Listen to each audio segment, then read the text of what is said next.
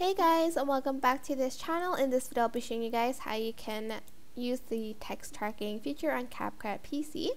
So go to text and add in your default text. I'm just going to type in the word hello.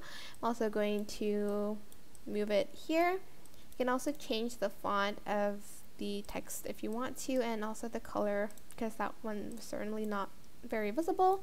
Just add it to the rest of the video like so. Go to tracking, select motion track, and track it to the person's face or wherever you want it to be, like the tracking bit. And you're going to, I'm just going to turn off scale, I think, and I'm going to press start on the video, and it's going to start tracking the text. So it looks like it's going to be on that person all the time.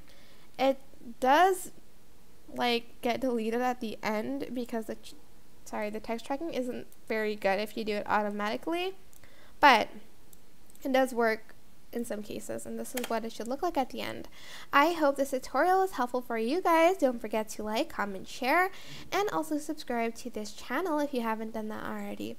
If you have any questions, just leave it in the comment section down below, and I'll try my best to answer them all for you guys. Thank you so much for watching. Bye!